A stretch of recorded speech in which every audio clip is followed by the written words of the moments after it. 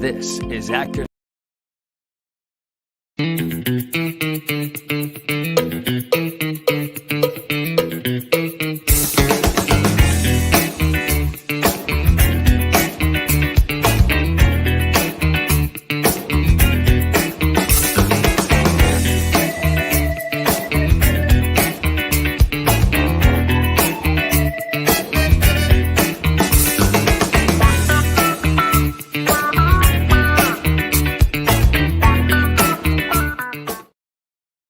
This is Actors Call Time. And now, here's your host, Carissa Mitchell.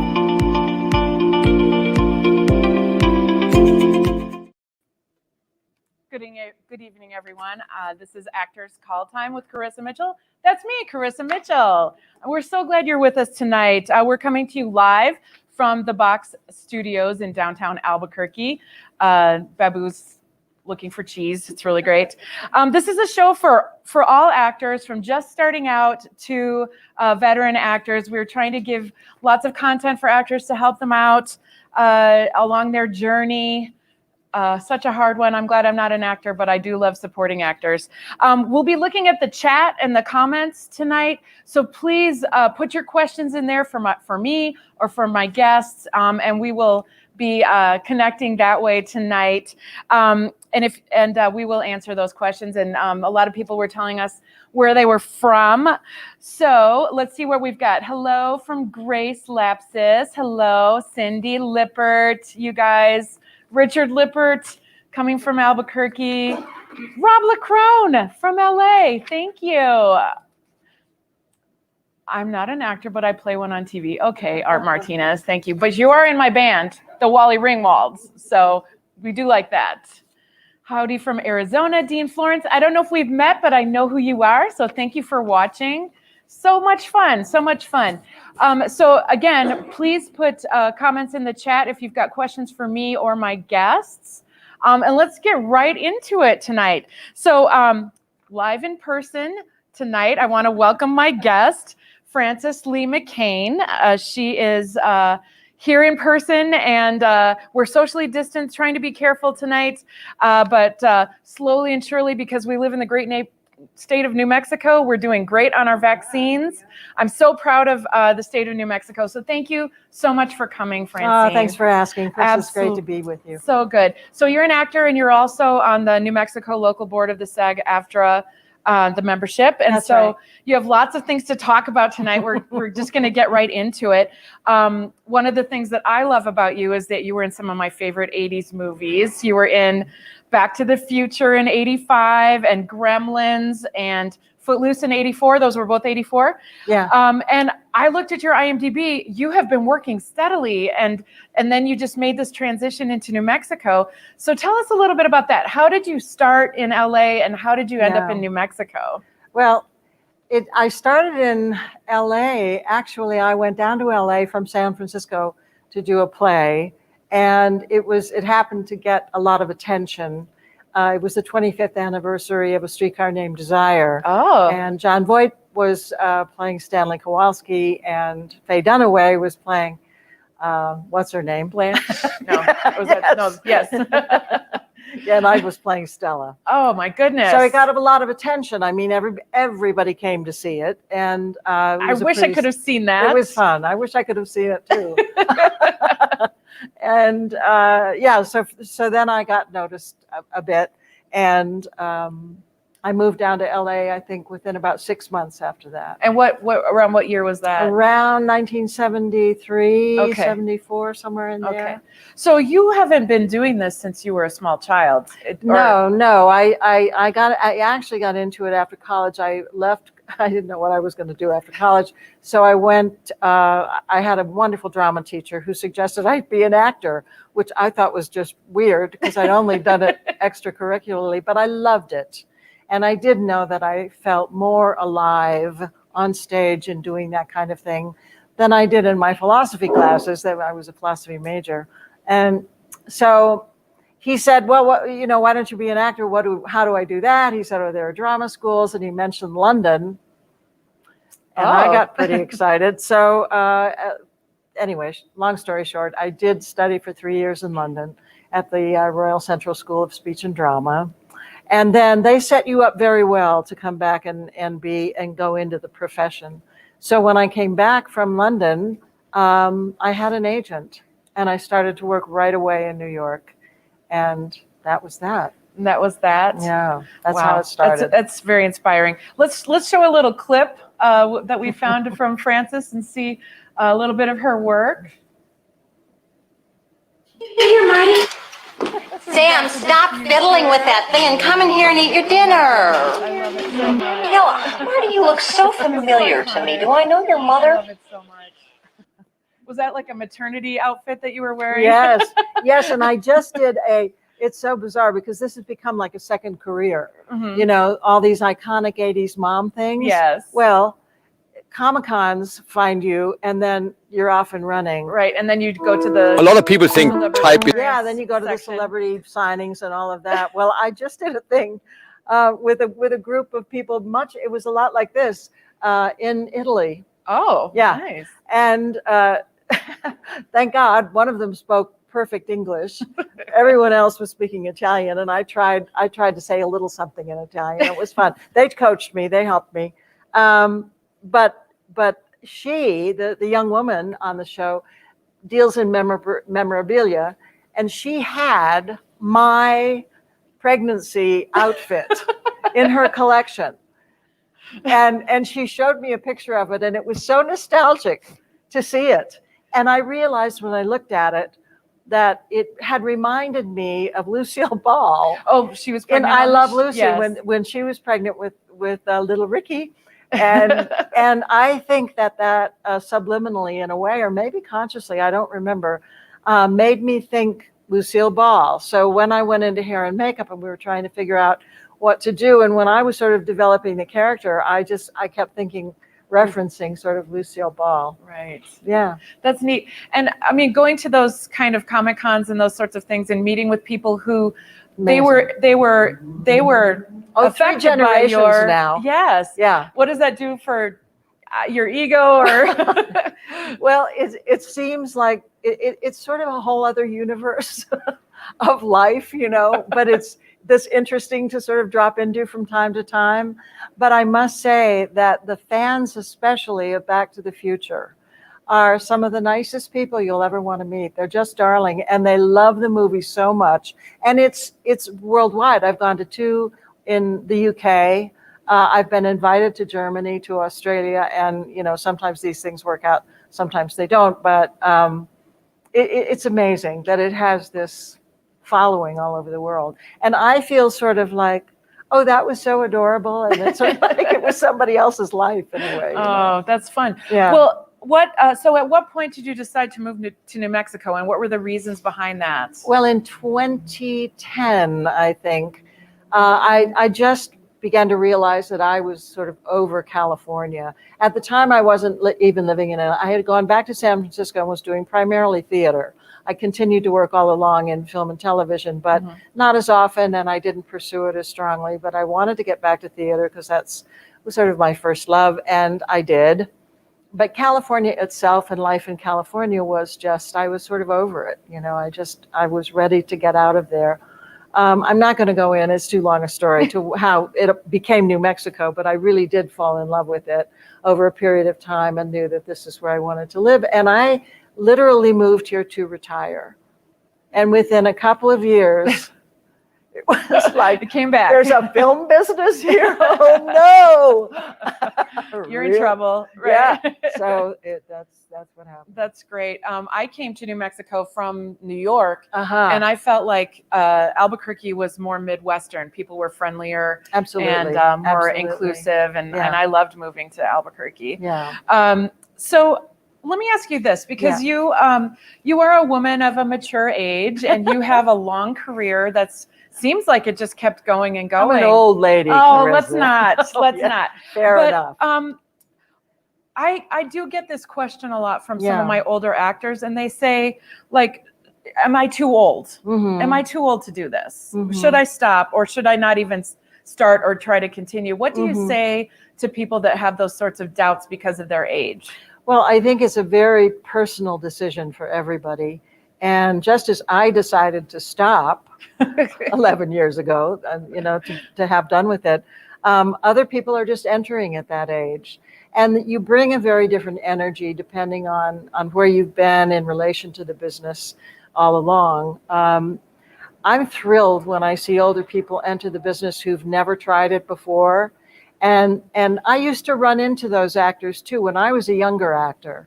I used to meet actors on set because I did so much television and episodic things, and I had my own. I didn't have my own. I was a regular on Apple's Way back. Yes, I loved that show. I watched that. It's a very sweet family show. Yeah. Yes. And actors would come on who had been in the business, which was always so wonderful, because they were so full of interesting stories, and the business had changed so much in the course of their being in it. And I was enthralled with them, and they had a lot of stories, but I would run into these actors who were just gobsmacked. They were on a set for the first time, or, this is my third role. And I thought, isn't that extraordinary? Isn't that wonderful that this is a world that can embrace people of all ages? And yes, there is definitely a youth emphasis in this business. There's no getting away from it. It's a fact of life. But if you live in the business over 50 years, as I have, it's your own energy takes you where you need to go. Okay. And I certainly have, I'm fascinated by all the new technology and the ways that you can sell yourself, and I couldn't be less interested. Personally, I try to do the best I can so that at least I keep my agent happy, or, some of my fans and friends. But it's not where my personal energy is. Now, I see other people my age or around my age entering the business, and they're great at it. And they embrace this stuff. They go to every workshop. They learn all the techniques, and God bless them. I think that is just terrific. And I've worked with some of them here, and I love working in New Mexico. I love the atmosphere of New Mexico and the atmosphere of the film business here, which is really very different, as you well know. than Los Angeles or New York. And I just say, if you feel a passion for it, go for it. If it feels like drudgery and nothing is happening for you, you don't have that much time left, so be kind to yourself. That's great. Oh, I love that advice. I want to be teachable my whole life and be able to learn new experiences. Really quickly, because of course we're already already out of time. Because you are a part of the SAG-AFTRA local board. Yeah. Some exciting news came out just today. Very that you wanted exciting to news share with today us. that just dropped today is that our union has developed a Spanish language website. It's ES, as in the word S, .sagaftra.org. So there we go. We put it up on the screen. Great. es.sagaftra.org. So that was a wonderful piece of news. That and is. as a member of the union and a volunteer, because all board members are volunteers, Yes. I'm just thrilled and proud. I've always been proud of the union, and I'm grateful to the union for a lifetime of real service to the actor, so that I have great. benefited from. Thank you for your service. I think that's great. Thank you. Do we have any questions from the comments to ask Frances before we let her go? Always not enough time. Shannon Wagaman. Frances is my absolute favorite. I am her biggest fan. Oh. Shannon Wagaman. is hi, Marie's honey. mom. Yes, Thank and we you. had her on the show She's got too. such wonderful children She too. does. What a lovely family. Brava, love your observations on older actors.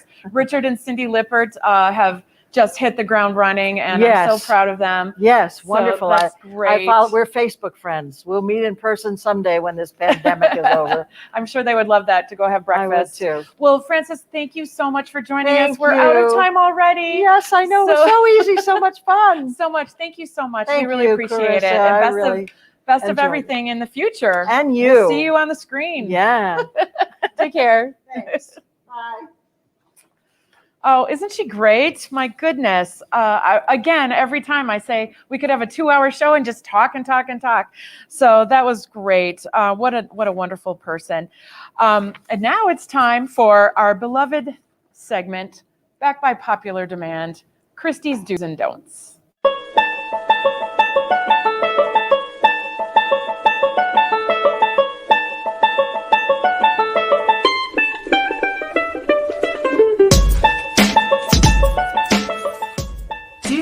Respond to our audition email as soon as you get it and have read through it to confirm or decline your audition.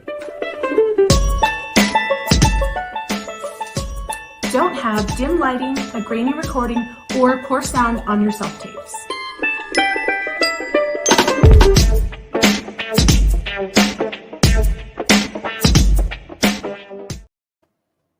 That was Christy's Do's and Don'ts. Again, I say this every time, Christy, we're going to get you on the show in person. She runs the LA office and is amazing at what she does and has such high standards. I love working with her so much. So now, again, our chat is open. If you have any comments or questions for me or my guests, please feel free to ask those. Joining us live in the studio tonight, it's a real treat to welcome Keith Allen West. Thank you so much for being here. I'm so happy.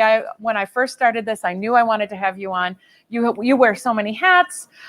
You're a business owner, entrepreneur. There's all these numbers of millions of dollars of revenue that you've done in your business.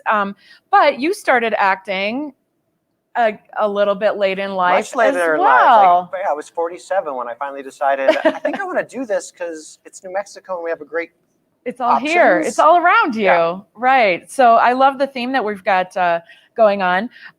And you quickly just learned everything that you needed to learn. Yeah, the way I learn stuff is I Google a lot of things, but then I just dive in. So it was literally take as many classes, work with as many people, volunteer for as much stuff, and just try to figure out the whole industry as quickly as possible. That's awesome. That's wonderful. Well, I met you in an acting class. You did, my very first acting class ever. And I was just so impressed because you wanted to read for everyone in the showcase. You were like, and I could tell what you were doing. You were working on yourself, reading, but also I was like, oh no, here's somebody new for my life. I love it so much. And then you wrote and produced and starred in your own sitcom. Why did you do that? So one of the things I felt like because I started acting later in life, I was already behind everything. And then I started looking at the business side of acting, because as an entrepreneur, I take a business aspect to everything I do. So my first thought about acting was is it even a viable business? And yeah, it totally is, especially in New Mexico. So then my marketing brain kicked in and I started thinking, what are the pieces of marketing that you would need to be a great actor? So we have headshots, we have resumes, we have reels and clips. And I would bump into people who would talk to me about the acting, and they would say, oh my God, what would be your ideal role? And I'd tell them all that I want to be like a star on a sitcom. Great, show me your comedy footage.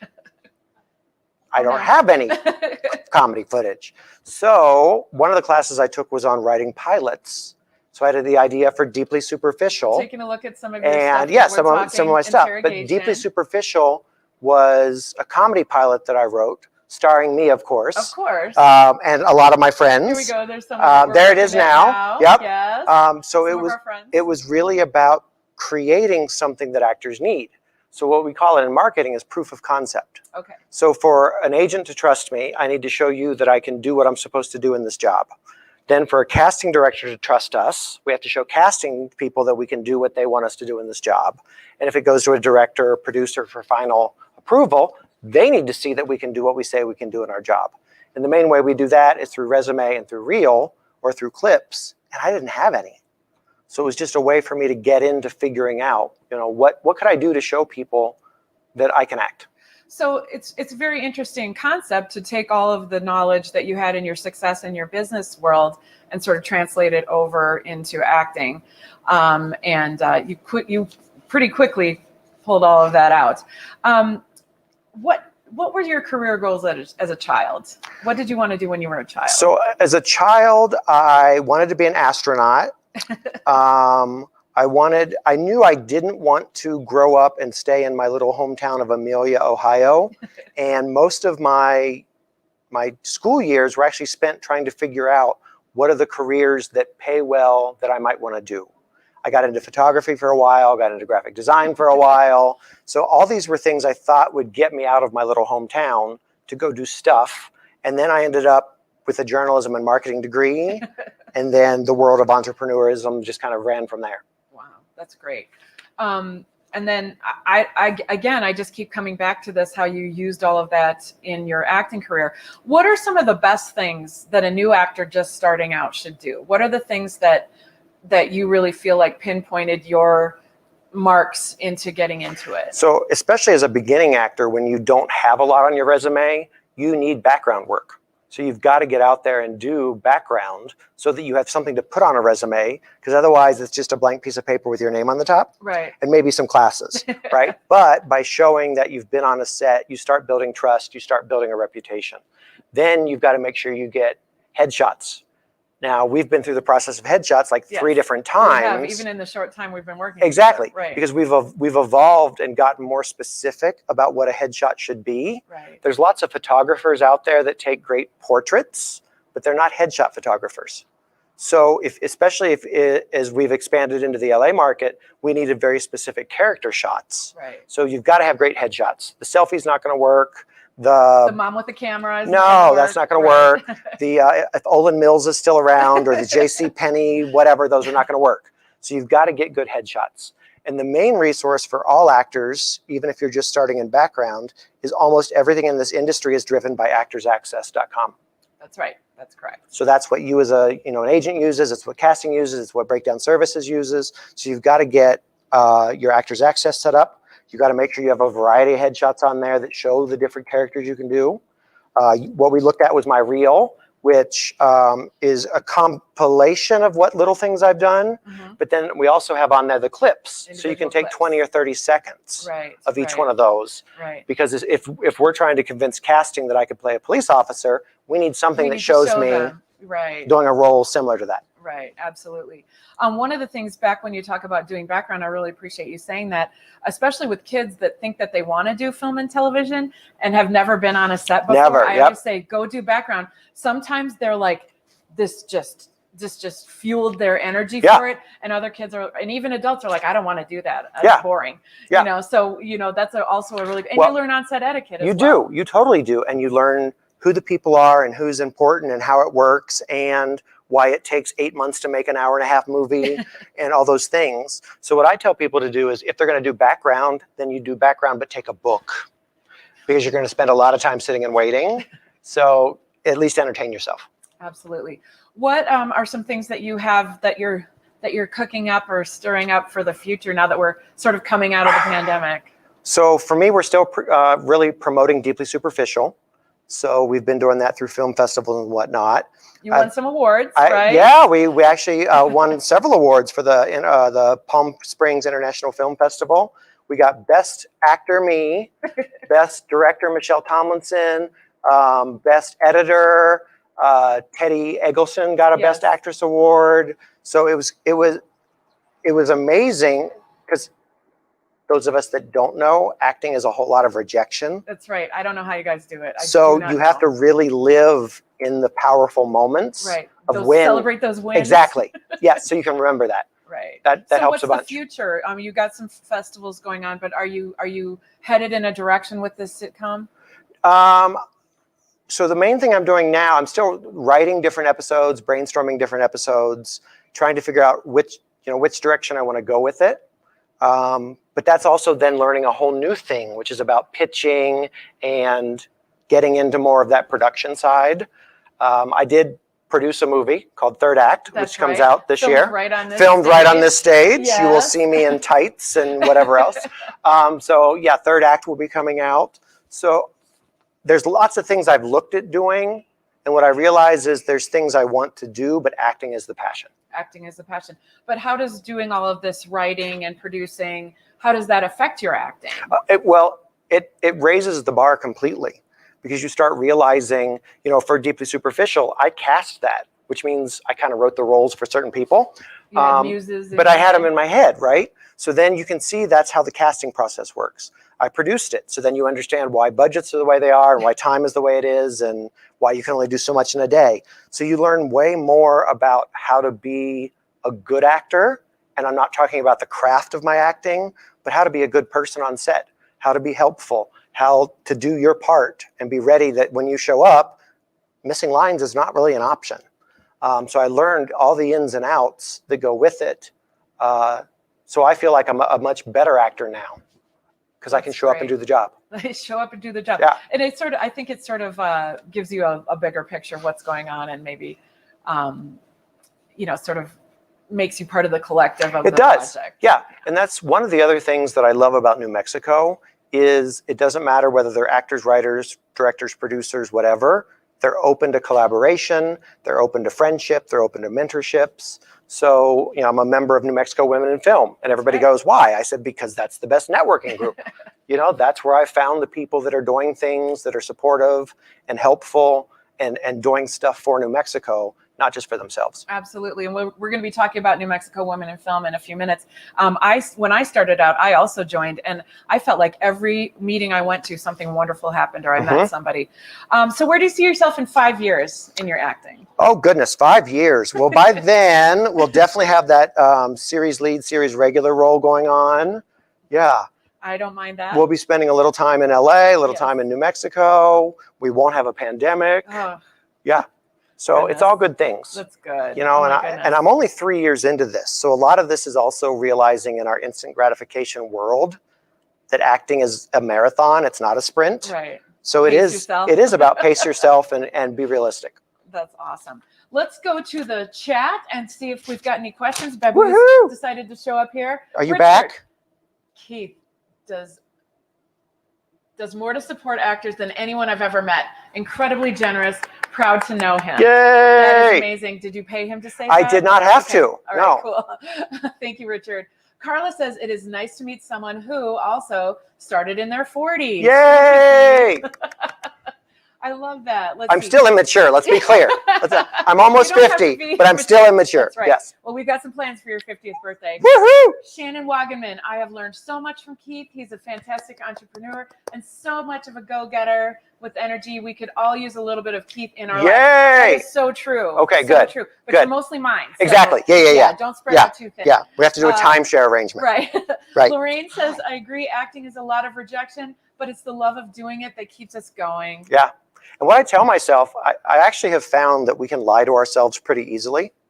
So what I now tell myself is every time I do a self-tape or an EcoCast live, that was the best audition I've ever done in my life, which then gives me days of excitement.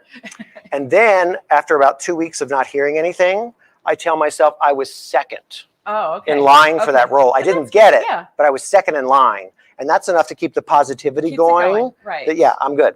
That's amazing. And I do appreciate your outlook on that, because I don't know. Again, I keep saying it, but I don't know how you guys do it. Do we have any more comments before we go? Again, never enough time love your work, Keith Allen West. Yay. I think you just mostly have a lot of fans. I love that. That's good. Perfect. That's because my marketing works. That's See? right. Marketing and That's right. networking. Well, yay. For sure. Well, Keith, do you have any last minute advice for actors that might be 3 years behind you or 10 years behind you? Do the work, follow your dream. That's awesome. I will do that. Yep, yes. do it. Do it. Well, thank you so much for joining us. Thank I you. love you, and I love working with you. Thank you. Bye, Babu. Bye. He's looking for cheese. He is. Thank you so much, Keith. Oh my goodness, it's just going so fast, and I just love this so much. I did want to talk a little bit about the Oscars coming up this week. Anybody that knows me personally knows that I've been an awards show junkie my whole life. I've had parties, and then the parties ended up people talking too much, so then I had to have invitation-only parties so they wouldn't talk because it was very important, and we would have ballots and prizes and all those sorts of things, and I needed to win those ballots, voting and all that kind of stuff. It's so weird this year because we didn't go to the movies. We didn't go to the theaters. We watched everything that's ever been filmed, and including some new stuff that was released for the first time as streaming instead of going to the movie theaters.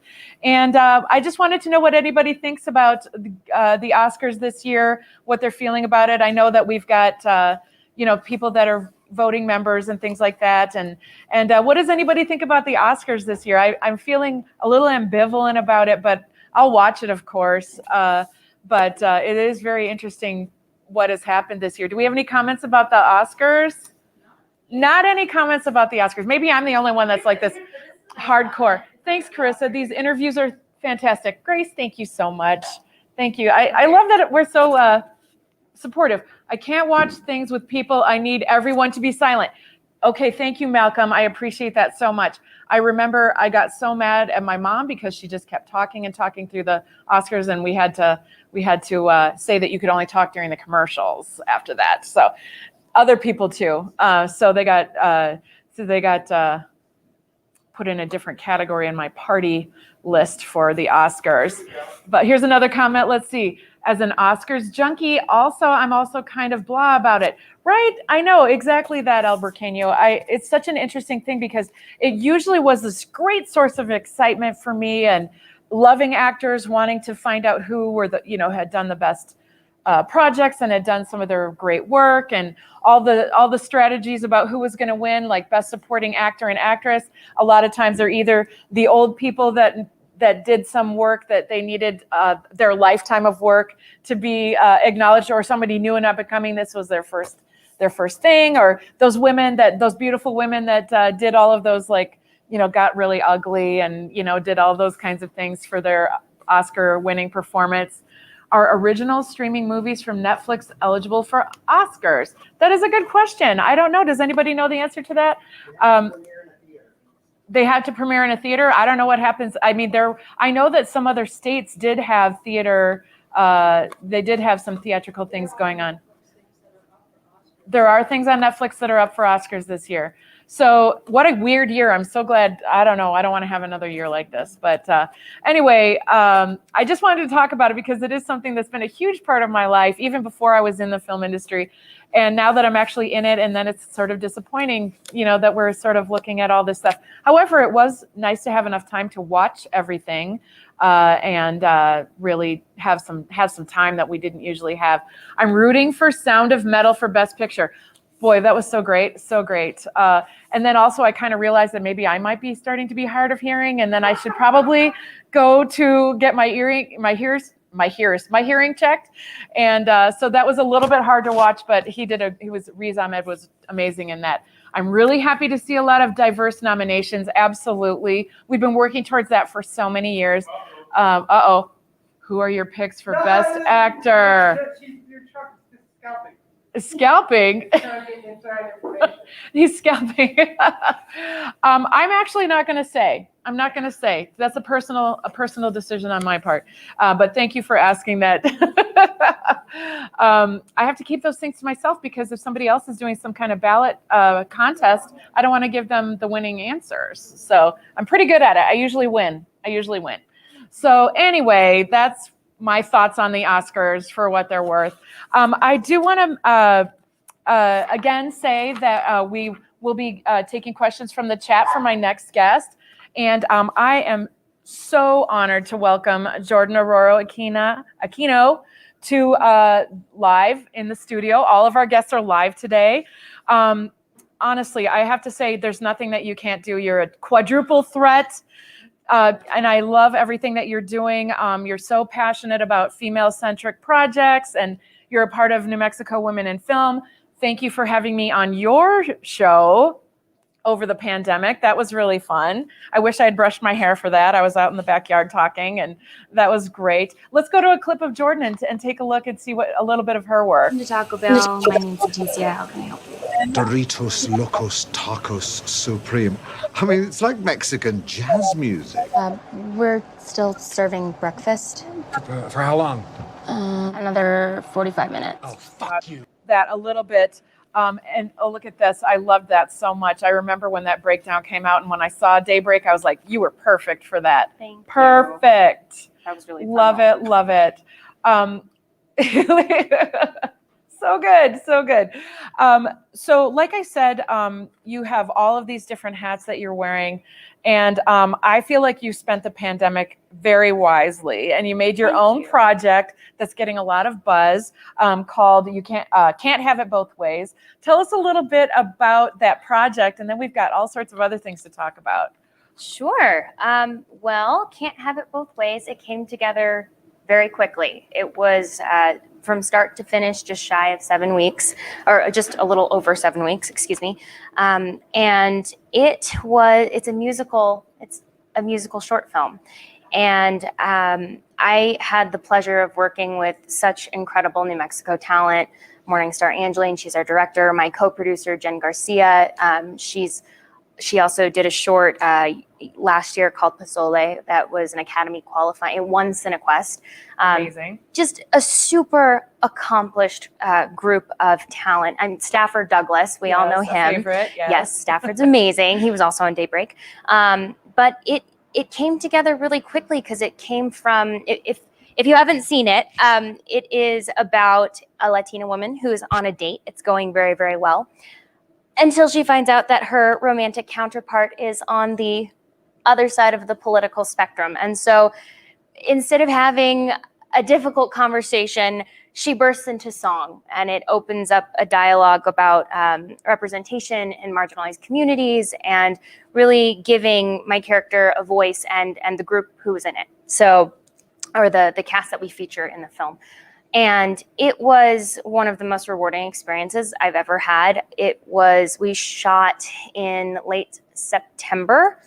We were hoping to finish by the time the election happened. Yes. And so we also crowdfunded. So a lot of the funding that came from our community of people within New Mexico Film who helped make it possible. So that's a little bit about the film, and now we're doing the festival route, which is very exciting. Yes. And we were selected to be a part of the Santa Barbara International Film Festival, Excellent. which is an Academy qualifying festival. That is one of the big ones. Yes, that's amazing. Thank you. Thank you so much. This is my first time producing, so I hadn't experienced a festival as a producer in person, so it was really interesting to experience this virtually.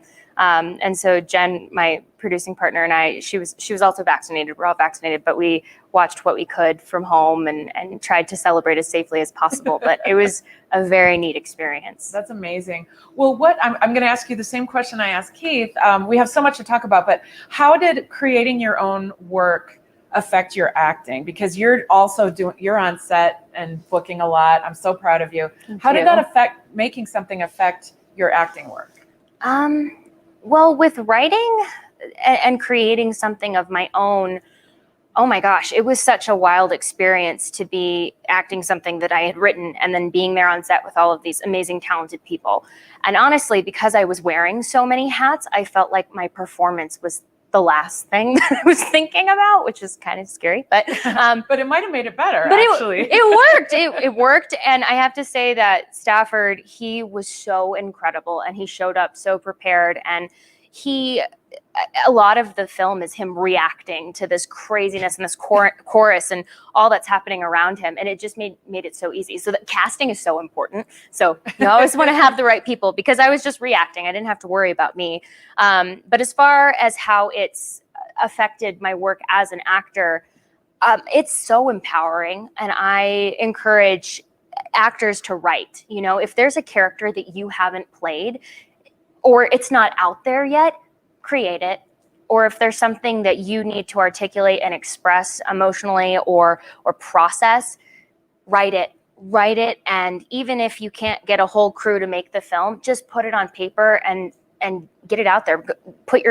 Set your camera up on your tripod and just act and do and express yourself. It really, I think more than anything, it made me feel so empowered, and it gives you more control, because I feel like as an actor, you're constantly at the mercy and at the whim of what the industry's doing. And so to feel like, oh, you know, I have something and I have something to say, and it's worth taking up the time and space to do so. So, and it also makes you not take everything else quite so seriously. Once you make something of your own, you're like, oh, I feel really good. I have more power than I think I do. And I have something that I can share. Absolutely. That is so cool. Was there a moment on the set when you were in the middle of the whole thing, dance numbers, you know, all that kind of stuff? Was there a moment where you felt like there was a sense of satisfaction or a sense of like, I did what I set out to do? If I'm being completely honest, I was crying throughout most of the shoot. And not because I was like, I hadn't slept. I mean, I hadn't, but Right. I was so incredibly moved. It was a profound, very powerful experience of community. I think that's what really, I've never experienced anything quite like it in my career. So I was kind of in awe that everyone who was a part of this film, because we had about 20, maybe shy of 20 people on set, and we were very, very careful. We had a COVID officer.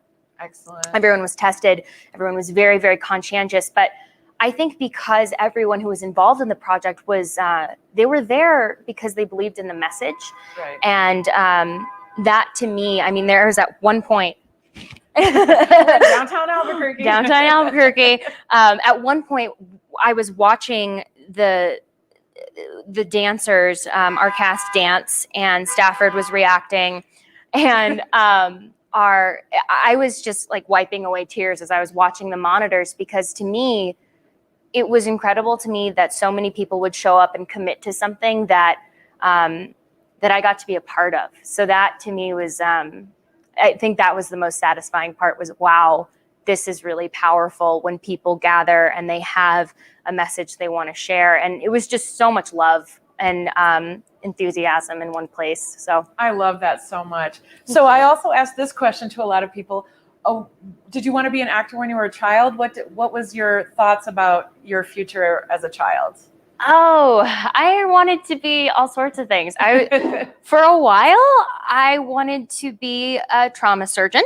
Oh. And an Olympic figure skater. Yes. And all of this was happening simultaneously when I was in my first show, which was called Music Machine. It was a community theater thing. Nice. Kids would get up and sing and wear costumes. And I think, I don't know, I just kept doing community theater. And for me, I don't think it really dawned on me. There was never like a light bulb moment of, I want to be a movie star, or I want to be an actor. It was just like, I was in it, you know, and it never stopped. And I feel like theater and expression, it was my safe place.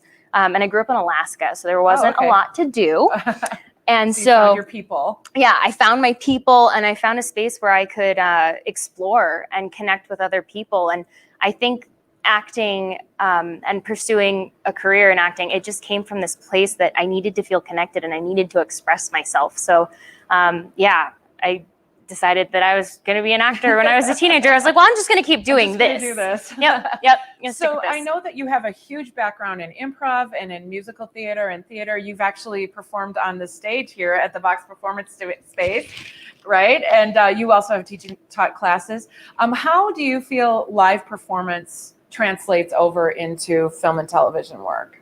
Ooh, that's such a good question. I think that live performance in theater, there's just something, it's organic, you can't fake it. You can rehearse, but when you're in the moment, it's just, you're there and you're reacting and you're there with the other person and it's all relationship. And then there's the audience and there's this thing that you can't quite articulate. There's that energy that comes in and that affects your performance in ways that you're not really thinking about when you're up doing it. So I think that kind of unknown or uncertainty and excitement of theater and live performance, that translates to film in a way, because if you can bring that kind of play and that kind of focus, you end up getting really incredible performances on screen. So I think that actors, especially if they're first transitioning into film and television, if they started in theater, right? There are so many hangups about like, oh, it's so different, but it's not that different. You just have to go, okay, who is it that I'm talking to? How big is my audience here? That's the only person that you need to share with, right? So if it's just us, we don't have an audience, it's just us. Okay. So I think that, I know you didn't ask that exactly, but this is great. I just think actors, especially ones that are starting out in film, they get so worried about that. And I'm like, don't worry about that. It's play. It's relationship. Right. Just let That's all that it. Go. That's right. it. Mm-hmm. That's good. That's good. Well, I wanted to ask you about your participation in New Mexico Women in Film. I'm a huge supporter of it. Like I said earlier, something good always happened when I was getting right into things. So tell us a little bit about your participation in New Mexico Women in Film and what they're doing. Sure. Yeah, I've been on the board for New Mexico Women in Film for the past year, and it's been a really rewarding experience. I have to say, I have never been more connected to my community and getting to know the women of New Mexico film. So that has been amazing. But right now we have quite a few different things in the works that we're very excited about. But for me personally, with the other women that I work with, we are trying to spotlight New Mexico filmmakers and women who are working within the industry. That's why we brought you on the show for Ready, Set, Film New Mexico. That's right. Thank you. Absolutely. You were like such a fun guest. I'm so happy that you were there, and I'm happy to be here. Yes. But we just want to put New Mexico in the spotlight because there are incredible people here. There's so much talent, so much skill. So with Ready, Set, Film New Mexico, which is an interview series that I'm producing with them on social media, we are reaching out to actors, producers. We're hoping to have a locations manager pretty soon here, directors, ADs. We've talked to a little bit of everyone, just saying, okay, what do you do? What is the day-to-day like? And how do you like working in New Mexico? What's your experience been? So we talk about that so people know that, we have an incredible industry here. And then right now, I'm so excited because we actually have a class that we're offering the 22nd and 23rd at the end of this week with former casting director and Hollywood acting coach, Sam Stiglitz. Such a great catch, right? She's Absolutely. amazing. Yeah. She's amazing. She cast Pretty Little Liars and Burn Notice. Amazing. And yeah, really good things. I think we're going to have a link up here that we can show you guys. Oh, yep, perfect. For that class. Is there still room in that class? Yes, we have quite a few seats actually. I think that it would just be, it's called Self-Tape Plus. And so if there are actors who want to know, if those questions like, can I use a prop? Should I pretend to smoke? Like, what do I do? This is your time to ask that question. And Sam is so wonderful. She takes a very individualized approach and she demystifies so many of the industry things that we think like, oh, I can't do this or I can't do that. She really helps with that stuff. She's very candid and so knowledgeable. So we're really excited to offer this class. And again, a couple more seats left. So take advantage, get on that link, sign up. It's amazing because casting directors, they have so much work to do that they don't always have time. We talked about this on another show about getting feedback or, those kinds of things. They're just going. But they have so much knowledge about the whole system and the whole process. So it's really valuable to be able to talk and listen to a casting director. Oh yeah, totally. I feel like I've been in the casting office on the other side a couple times just as a reader, and my whole perception of the auditioning process was totally changed. It's just, they have so much knowledge and they're so excited to share it because casting wants to see you get the job. They want you. They want to see you win. They want their job to be done. They want you to come in. They're like, oh, that's the person. Right. We have some good choices to show the director, right? Absolutely. That's cool. And again, being on the other side of it helps you with your audition process and things like that. So tell us a little bit about what projects you have coming up. I know that there's NDAs and you can't always say, but you work in 2 markets. You work in Los Angeles and in New Mexico, and I know you've got some things coming up. What are some of your exciting things that you've got happening? Well, I've been so fortunate. Since we've reopened and things have been, New Mexico's busy and I think it's going to continue to be busy.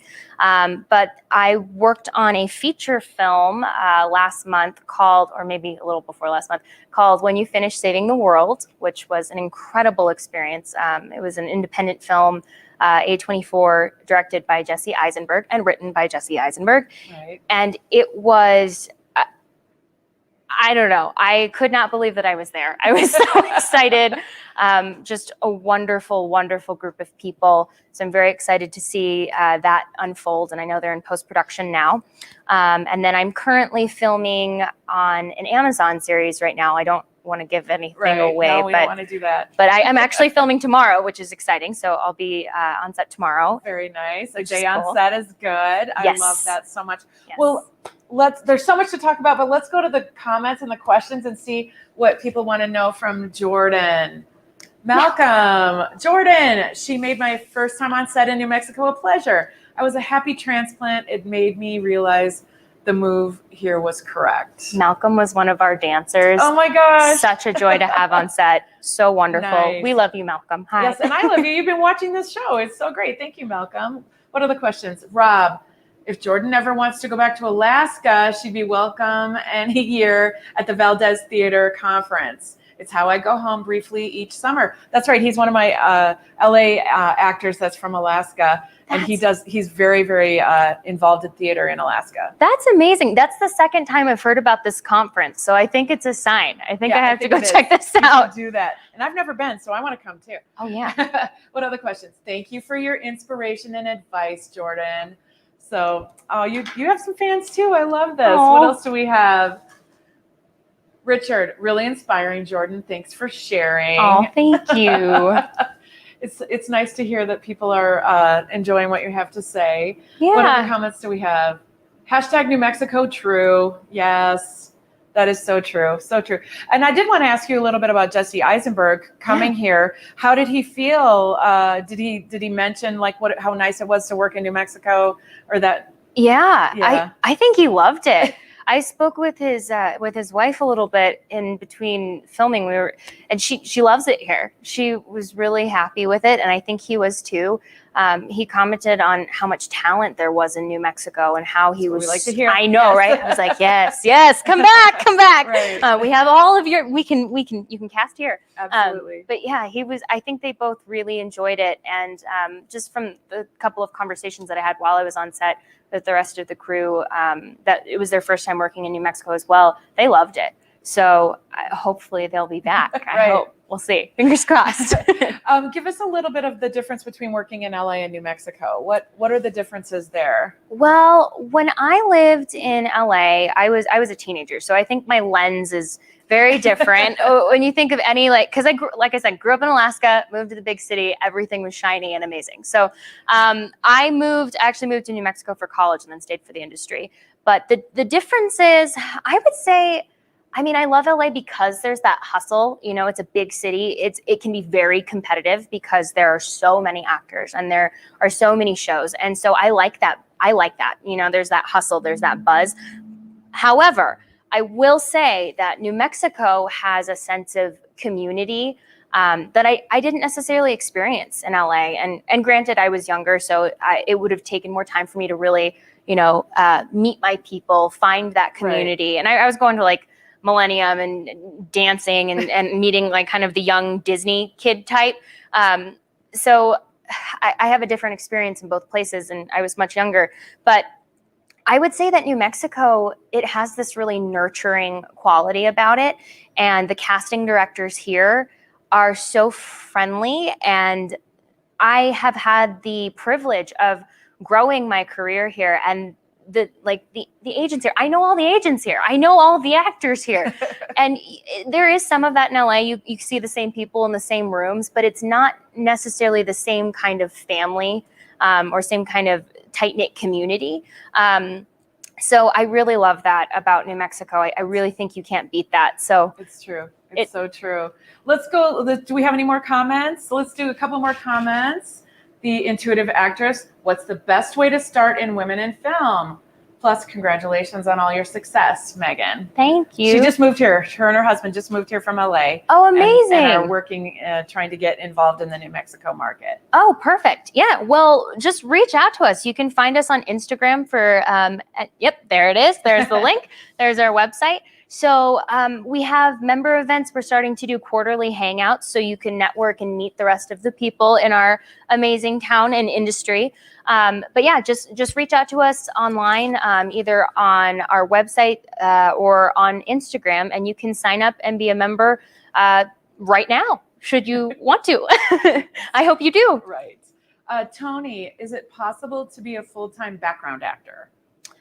I'm not sure. I can't comment on that with confidence. I haven't done background in New Mexico, but I would think so. I would think so. Yeah. I think that there's enough going on that you can, and there's several different background casting directors that you can get on their databases and things like that. It's always good. Like we said with Keith, it's really good when you're starting out to do background work. Do you plan on creating more of your own work? From Bryce. Hi, Bryce. Yes, actually. I have a couple projects that this film, Can't Have It Both Ways, has been such a wonderful experience all around. But I think other independent filmmakers in New Mexico, they didn't know. They're like, oh, you're right. Like, let's do something. So there are a lot of different collaborations, people who've reached out and said, hey, do you want to make something? Let's do it. So I think we'll have, I'll have some small projects that I'll do. And then I also have a feature film that I wrote with a writer friend of mine that I went to college with named Rachel Robin Wagner. And our film is called And Now We're Here. And we optioned it last year to Lisa Lucas and Sarah Gartner of Like Minds Productions. Yes. So it's currently in development. So hopefully I'll have, we don't know when because COVID's kind of complicating things, but I do have a feature in development that I wrote with a friend of mine. So I'm very excited about that. And then there's another feature that I co-wrote with a novelist named Elisa Lynn Valdez, and we're seeing some movement there. So hopefully there will be some features on the way, but we'll see. I love it. You have so many irons in the fire. I love it, and I can't wait to see you in your upcoming projects. Thank Do we you. have any more comments or nice things to say about Jordyn before we let her go? Of course, never enough time. Do we have anything else going on? Great show tonight. Thank you, Art. I appreciate that. Well, Jordyn, thank you so much for coming. We really appreciate it. I want to hear more about what's happening when you have something else going on. Please come back. And we thank you so much for being here. Thank you for having me. This has been lovely. And I should have worn my red glasses. That would have been fun. We're still coordinated, though. I know. It's pretty in tune. I love it. Well, that's our show, but we've got some more information. My next show will be Tuesday, May 4th. May the 4th be with you. That's an important day for Star Wars fans. And the cool thing about it, it's going to be a crossover show with my friends at the Real Blowhards, which will have their show next Tuesday. And that's a movie review show with Kelsey Leos Montoya and Phil Griego. And we're going to be sort of mashing it up, talking about Star Wars, love it, hate it, disappointed by it, hurt by everything that's happened in Star Wars. So we're going to have a really fun time talking about that.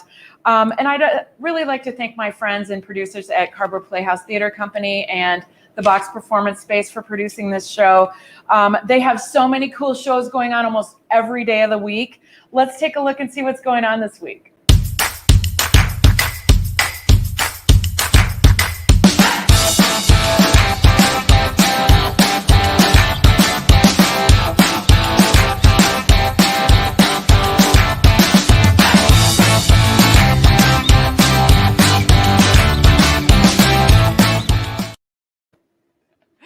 Well, if you feel like you missed anything important tonight, this show will immediately be on YouTube at the Box ABQ's channel. Like and subscribe so you can watch all the stuff that they've got going on. And I am so happy to keep doing this show. So thank you guys so much for joining us, and we'll see you next time.